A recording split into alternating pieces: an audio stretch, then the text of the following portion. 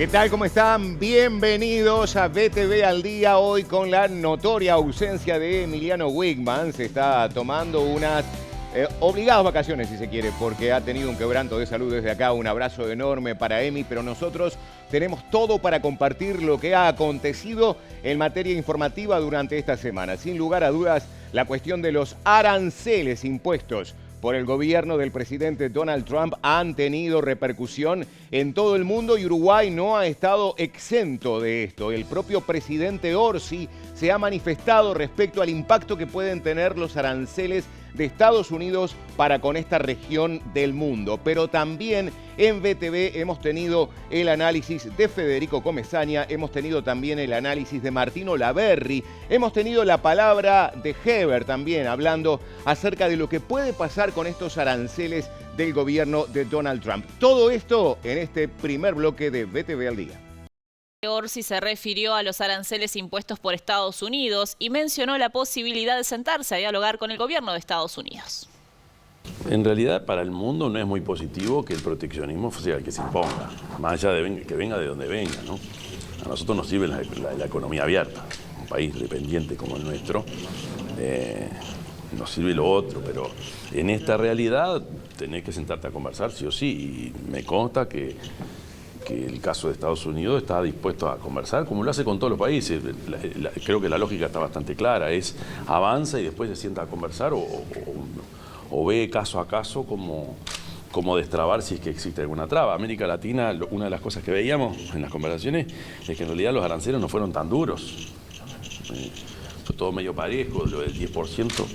Pero incluso mercados el tema que te cierren. Que cierren cuotas que exacto. El tema arancelario. La señal no es la que un país como el nuestro necesita.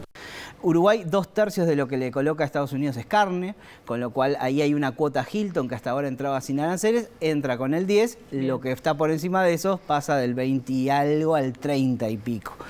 ¿Eso es un problema? Sí, porque a Uruguay le va a costar más competir en el mercado estadounidense, sobre todo con la producción local. Ahora, si uno piensa qué pasa respecto a los otros socios comerciales de Estados Unidos, los que le venden prácticamente lo mismo que Uruguay, y ahí no habría inconveniente porque Uruguay es el que menos. Es cierto, los grandes competidores de Uruguay en el mercado estadounidense, Nueva Zelanda, Australia y otros países, también están en el 10%, con lo cual no es que tengamos una ventaja. Entrar a Estados Unidos va a ser un poquito más difícil, pero no tanto en ese sentido. Otros productos como la madera, por ejemplo, la madera queda por fuera de estas medidas, con lo cual no habría novedades. Sí es cierto que un mundo que se cierra, un mundo que restringe el comercio exterior, va a ser un mundo más hostil para un país como Uruguay, que depende justamente de lo que comercia hacia afuera. Entonces, en ese sentido, hay una luz naranja, digamos, en el tablero que Uruguay tiene que estar atento. Pero, por otro lado, se abre alguna oportunidad en el sentido que el resto del mundo, ¿cómo reacciona? Si el resto del mundo reacciona, y sobre todo los países más importantes reaccionan emulando la política de Estados Unidos, a Uruguay ahí sí se le complica realmente porque se cierran los distintos canales comerciales, las cadenas de suministro se van a ver afectadas porque los productos no se manufacturan hoy en día en un solo lugar. Un iPhone no se hace en Estados Unidos, pero tampoco se hace en China. Se hace una parte en Vietnam, otra parte en la India, otra parte, y así se construye. Entonces, si se afectan esos pasajes, esos distintos eslabones de la cadena, a Uruguay le va a afectar sobre todo teniendo productos más caros. Entonces la inflación es un fantasma que hoy recorre el mundo, sobre todo en Estados Unidos, donde importar se hace caro ya por definición con estos aranceles, pero también en el resto del mundo porque puede pasar que distintos productos tengan precios mayores. La oportunidad que se abre es si en vez de emular lo que está haciendo Estados Unidos, el resto del mundo va por el camino opuesto. Dice, bueno, si se cierra este gran mercado, abramos otros. Si la política de Estados Unidos es ir en contra del libre comercio, impulsemos, sobre todo los países desarrollados como la Unión Europea o economías grandes emergentes como China, que digan, bueno, ahora está en nosotros impulsar el libre comercio, y eso le permitiría a Uruguay tener otra predisposición del mundo a realizar acuerdos comerciales e incluso, lo hemos visto en los últimos días, con el ministro de Relaciones Exteriores de Francia, en diálogo con el gobierno brasileño, diciendo es ahora para firmar el acuerdo del Mercosur, necesitamos enviar señales en esta dirección. Un gobierno que hasta hace poco no era partidario de la firma de ese acuerdo. Entonces, bueno, se podría llegar a abrir ventanas de oportunidades, no en Estados Unidos, sino en el resto del mundo. En el caso de la carne, Estados Unidos ya viene desde el año pasado jugando un papel muy importante para este rubro, que es uno de los principales que tiene Uruguay en materia de exportación. En este 2025 ya Estados Unidos está superando a China como principal mercado en volumen para la carne vacuna, y ahí estamos ante un hecho ya importante, un cambio frente a lo que fue la realidad de los últimos años de Uruguay, donde China era el principal mercado para la carne vacuna. China estaba con buenos precios, pero además, desde el punto de vista arancelario, China estaba con tiene un arancel del 12%. Estados Unidos, y ya vamos a entrar en el tema, Estados Unidos tiene un arancel cero, o tenía un arancel cero, hasta 20.000 toneladas. Por fuera de las 20.000 toneladas ya se pagaba un arancel alto, que era del 26,4%. Ahora, a partir del 2 de abril, luego de este anuncio del presidente Trump, Uruguay va a pagar por dentro de cuota, o sea, por dentro de estas 20.000 toneladas, un arancel del 10%. Y por fuera de cuota, a este 26,4 hay que sumarle un 10% adicional que fue luego impuesto por Trump. Uruguay aproximadamente se calcula que va a estar exportando a Estados Unidos este año unas 100.000 toneladas aproximadamente. Un precio promedio que podría estar ahí en el entorno de los $6.000 la tonelada, marca que Uruguay va a pagar por concepto de arancel adicional por este 10% a Estados Unidos unos $60 millones más. Es un dato importante que se suman a los casi $300 millones que ya pagaba el complejo cárnico uruguayo en lo que tiene que ver a la venta de carne en diferentes mercados. Pero ¿qué es lo interesante y lo positivo para ver aquí? Bueno, es que este 10% también aplica para otros competidores directos de Uruguay, caso Argentina, Brasil, Australia, Nueva Zelanda. Entonces, el mercado de a poco se va a ir reacomodando, no vamos a tener una pérdida de competitividad. Lo que sí va a tener el consumidor americano es una carne más cara en Estados Unidos, en un momento donde ya Estados Unidos estaba con precios muy altos. Hoy el novillo en Estados Unidos está en el entorno de $7,40, aquí en Uruguay en el entorno de $4,50. Estados Unidos hoy está con una necesidad muy importante de carne, y esto obviamente va a generar un incremento en el costo del producto. Y todo esto, bueno, se da en un contexto de esta guerra comercial, mucha preocupación. China, que también toma medidas con respecto a Estados Unidos. En el caso de la carne, por ejemplo, recientemente sacó de la lista de frigoríficos habilitados a más de 300 frigoríficos de Estados Unidos, aumentó los aranceles. Bueno, está todo con una volatilidad muy importante. Y Odone también reflexionó acerca del escenario internacional y esta coyuntura de guerra comercial entre Donald Trump y el gobierno de China. El peor error que podemos cometer todos nosotros es pensar que esto es la acción de un presidente y de una persona que cree esto. Trump es quien está viabilizando y en que está tomando la delantera, o que está haciéndose más visible en lo que está haciendo, pero está lejos de ser algo transitorio. El peor error que podemos cometer es creer que esto es un fenómeno transitorio, porque detrás de esto lo que hay es un mandato de la población de Estados Unidos al presidente norteamericano, y a su vez en diversos lugares de Europa hay, con el retorno de movimientos proteccionistas, nacionalistas, de limitaciones a la movilidad de las personas y también con el retorno de la xenofobia, hay un retorno a la mirada doméstica de muchos países, de muchas sociedades en el mundo industrializado.